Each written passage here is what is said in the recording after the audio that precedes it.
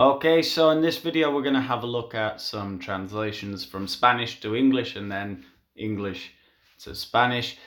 So what we're going to have a look at as well is common errors that are commonly made when translating from one language to another. So we'll start with the first sentence here. These first 5 sentences that are in Spanish, they're relatively simple, but they do touch on a few things that people often get wrong. So the first one, está casado con mi madre. So the first thing that a Spanish person might get wrong here is to forget to put the pronoun in. So we've got está casado con mi madre. Well, we're talking about, who are we talking about? It's obviously a man, casado, no? Because the adjective is masculine there. So we would have to say in number 1, we would have to say he. He está casado. He is married. He is married. And then the next common error would be con mi madre. So a lot of people, instead of saying he is married to my mother, which is correct, they would say he is married with my mother. No, you are not married with someone in English. You are married to someone. That's what we say. So he is married to my mother. Even though the correct translation of con is with, we say he is married to my mother or my mum or whatever. Okay, so number 2. What does number 2 say? It says, así que es tu padrastro también. No. So here we have some interesting things. We have a question tag at the end, which is no. No, we're trying to seek some an affirmation. We're trying to get somebody to reaffirm what we have just said. So, así que, well, how do we say así que? Así que is just one word in English. It's so, a word that I say a lot. So, es tu padrastro también. So, again, remember to use the pronoun. He is your possessive pronoun. He is your padrastro. How do we say padrastro? He is your stepfather. I always forget. I'm never sure if this has got a hyphen in it or not. I think it has. He is your stepfather. He is your stepfather. También. He is your stepfather. So there are 2 ways of saying también. We can say as well. I always used to write that as one word. It's 2 separate words. He is your stepfather as well. Now, how do we finish this? We've got a question tag. No. Es tu padrastro también, no? He is your stepfather as well. He is your stepfather. The question tag has to be, isn't he? He is your stepfather as well, isn't he? And remember the question mark. Yeah, he's your stepfather as well, isn't he? Or he is your stepfather too, isn't he? Okay, let's have a look at the next one. We've got number 3. And it says, yo nunca creo lo que él dice. Okay, well that's easy in a sense because they have given us the pronouns. So let's have a look. Yo nunca creo lo que él dice. I never believe what he says. That's a fairly easy one, I guess, just to remember, obviously, to put the verb in the third person, putting an S on the end of the verb there. That's a fairly simple one. Let's have a look at number 4. It says, ¿qué dice él? So they've remembered to specify that it's él. We're talking about a man. I think this is in some way continuing the conversation. Yo nunca creo lo que él dice. ¿Qué dice él? ¿Qué es lo que él dice? So what we often forget here is, well, obviously we're going to start with what, because I'm asking for some clarification. I want some information. What? The tendency is what says, or what says he, or what he says. But what you must remember is we have the auxiliary to ask questions in the past simple, or the past, or the present simple in this case. What does, because we're in the third person, what does he say? No? What does he say? Well, in number 5, dice mentiras. Well, in English we don't say dice mentiras, decimos cuenta mentiras, no? So we say, and again, we must remember we're talking about a man, él, no? He not says lies, he tells lies. He tells lies. Okay, and that's the first 5 sentences, I think, there. So, I don't think there's a way of checking these. You're just going to have to believe me. They're correct. They're all correct. Anyway, let's have a look at the next series of sentences that we have here. So, these ones are going to be from English to Spanish, and I think, again, we're going to see some pretty good common errors that come up. So, this is my sister's room. I think that's starting with a fairly simple one here. This is kind of low level stuff, but the possessive S can cause some problems. More, I think, translating from Spanish into English than English into Spanish. This is my sister's room now. This is, I suppose this might help English people learning Spanish. We have to say esta, and well, now they're telling kids not to do this, but when we're saying esta, no, we're introducing a subject pronoun there with we're talking about something. You can put an accent on the E there. I don't think it's obligatory though now. I think they're getting rid of that. Esta es la habitación de mi hermana is what we would say. We don't, there's a tendency for English people, I think, to say mi hermana's habitación or something like that. No. Esta es la habitación. And of course we must remember to put the accent on the O. Esta es la habitación de mi hermana. There we go, that's the correct translation. I'm not sure who I'm teaching here, if I'm teaching English or Spanish people. I'm not sure what level this is. I'm just a guy making a video, I guess. Her clothes are quite elegant. Now, this can be a problem because obviously you can see their clothes. In English, we think of them as plural, and sometimes you do that in Spanish. Sometimes we use this word prendas. But the most common thing to say here would be ropa, which is uncountable. So it's like clothing or something like that, no? Her clothing, her attire. So I guess what we'd say here is su, meaning her, but it can also mean his, or it can be talking about anything in third person singular or plural. Just a third person. Su ropa, and we wouldn't say son, no, because it's are in English, but ropa is singular, isn't it? So we would say su ropa es muy elegante. Yeah,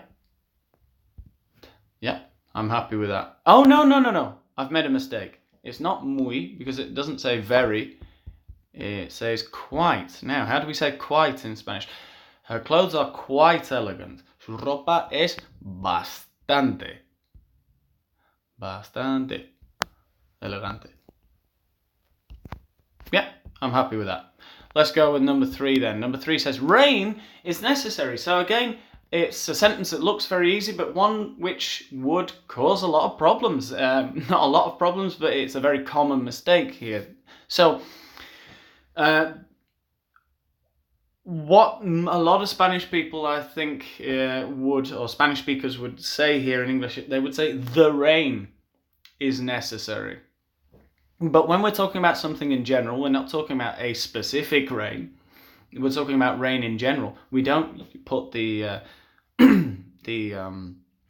definite article, the, in front of the noun.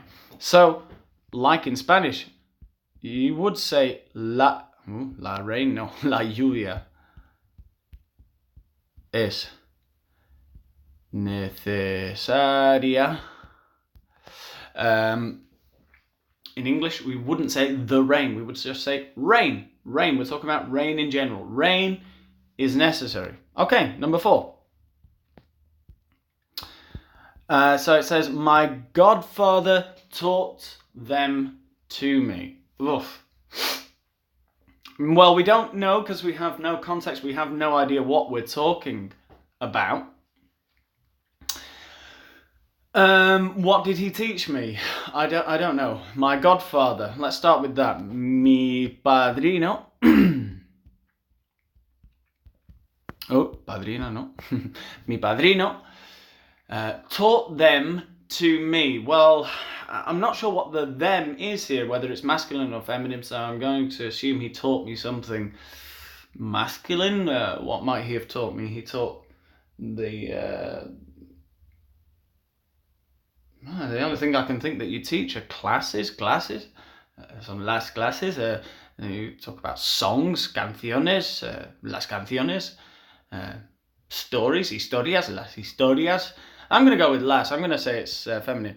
Now, how do you say that? Taught them to me, right? Well, the me, I'm the object of this sentence. I have to put it slightly earlier on in the sentence. I'd have to say, mi padrino me las, and I'm talking about the songs or the stories or whatever it is he taught me, me las, and we're going to have to put it in past, enseñó, past simple, enseñó.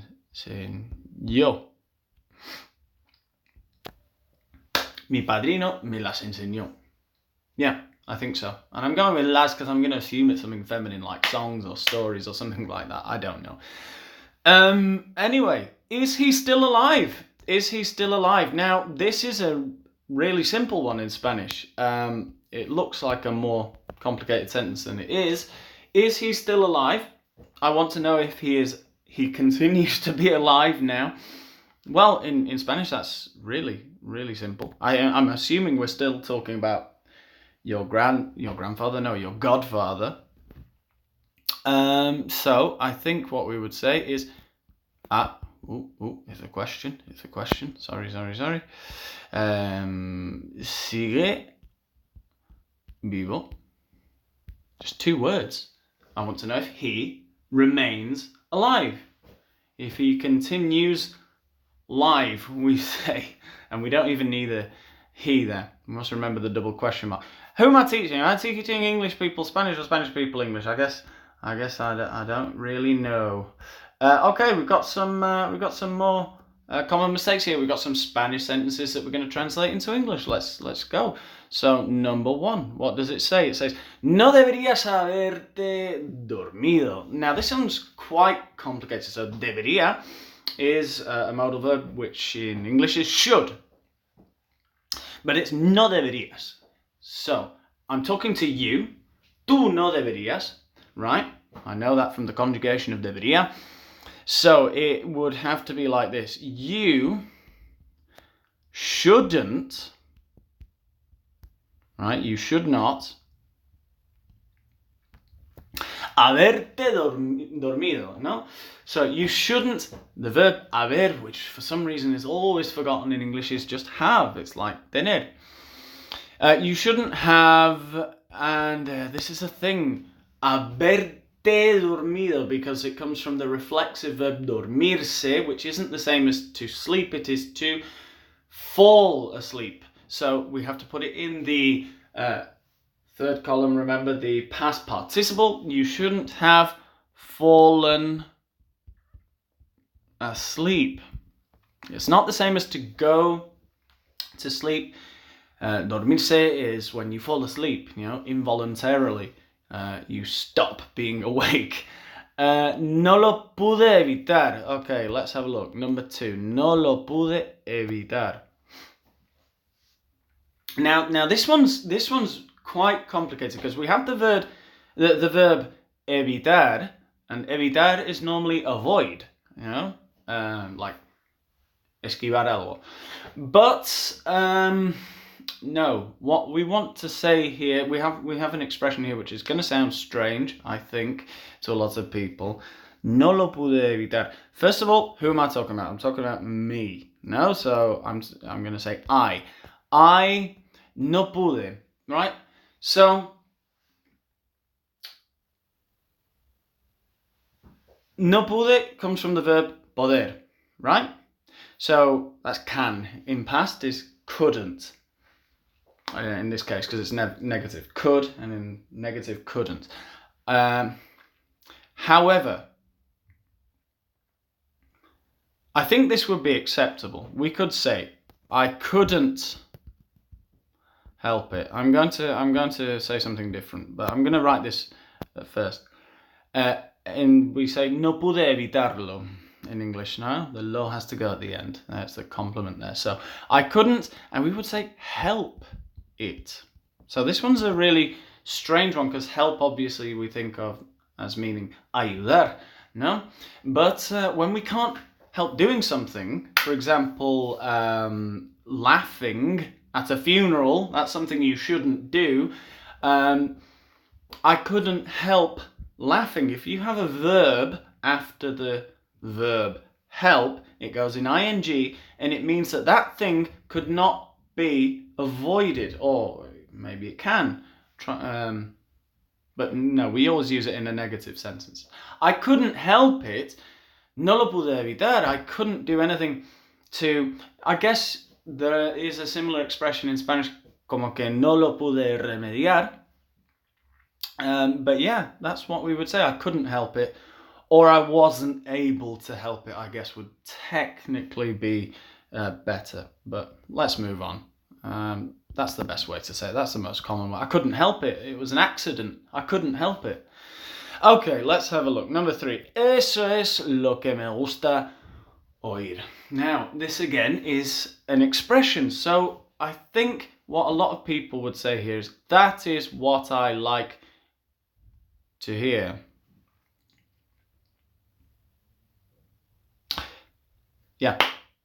So it is very similar. Yeah, that is what I like to hear. Yeah, it's an expression. We say it exactly the same way. That is what I like. Well, we probably don't, that is. We'd say, that's what I like to hear. Yeah, así me gusta. Number 4. Let's have a look. Esto es aburrido. How appropriate. Esto es aburrido. Now, okay, I guess the problem here is the difference between bored and boring, no? So we would say this, esto, something that I have close to me, something that is here, something that is present. This is, and what do we say? This is bored or this is boring? Well, we're talking about a quality that this class probably, this thing has. So it would be boring. This is boring. Another thing is, yo estoy aburrido. For example, you would say, I am bored. Now, that's normally the case with adjectives that end in ed in English. That tells you the state of something, the way somebody feels. And more a permanent characteristic is an adjective ending in ing, no? So, I am an interesting person, my classes are interesting, but maybe you are not interested, and that's your problem. Anyway, let's move on to number 5. Number 5 says, quien quiera que hizo esto, realizó un buen trabajo. Yeah. Right, so, quien quiera, in this case we would say, whoever. Whoever, so it's one word. Whoever, quien quiera que hizo esto, whoever did this, realizó un buen trabajo. Whoever did this, realizó, we wouldn't say realized, it's too formal. You could say realized a good job. Nah, not really. I don't think we would say that. Whoever did this, did a good not work, did a good job. Eh? Remember that como una tarea, una cosa que realizas, is a job, right? Not work. Work is a more general term. If you did a good job in a specific moment, that is a job, not work. Work is a thing that you do in general every day, not a specific thing that you did well. Okay. Let's move on. We've got a few more here, and these are the last ones, and it's going from English to Spanish. The washing machine is broken. Now, this one's an interesting one, I suppose. Again, I'm not sure who's going to learn more. English people learning Spanish here, probably. The washing machine one word in Spanish, la lavadora, está, because that's the state that it is in. So do not get confused with the verb ser. This is very much the verb estar, because we're talking about its state. It is broken. La lavadora está, well, you could say la lavadora está rota, but I think it would be much more common to say la lavadora está estropeada. Ooh. Yeah, so we have the adjective estropeada to mean that it has stopped working properly, like the car. When the car has broken down, we say el coche está estropeado. Yeah, anyway, let's have a look. Number 2. Are you losing money? Well, again, not necessary to mention the pronoun, I don't think. I'm asking a question, so I'll start with a question mark. Estás, estás, yes, because I'm talking about what you're currently doing, the state you are in. Estás perdiendo. Are you losing money? Estás perdiendo dinero. There we go. Oh, what did I do? Okay, number 3 then. Number 3 says, we've been losing money for 2 years now. This is a really interesting one. This is present perfect continuous. We have been losing money for 2 years. Now, I think that you could say this in a kind of literal way. You could say, hemos estado perdiendo dinero durante 2 años, but most Spanish speakers, certainly people in Spain, I think they would say something like this. They would say, llevamos, right? This verb, llevar, is to talk about the stretch of time something has been happening. We talk about cuánto te lleva llegar al trabajo, no? How long does it take you? So we say something along the lines of, we take, it doesn't translate very well. Llevamos 2 años perdiendo dinero. So look at the structure in English. We have been losing, nosotros hemos estado perdiendo dinero durante 2 años. We have been losing money for 2 years. In Spanish, more simple way, llevamos 2 años, ¿no? Llevamos 2 años, we have been 2 years losing money. Perdiendo dinero. Sí. There we go. Okay, number 4. We're coming to the end now. Thank God. The handle is broken. Well, what kind of a handle are we talking about? Again, I think we wouldn't say roto or rota. We would say estropeado or estropeada. And I'm going to check something here, because I think when it's on the door, I think we call it manilla. I'm trying to think now what we call the handle on something like a... Ah, yes, of course. Yes, I've just remembered. So I'm going to assume that we're talking here about the handle on a kettle or something that you hold, a pot in the kitchen, something like that.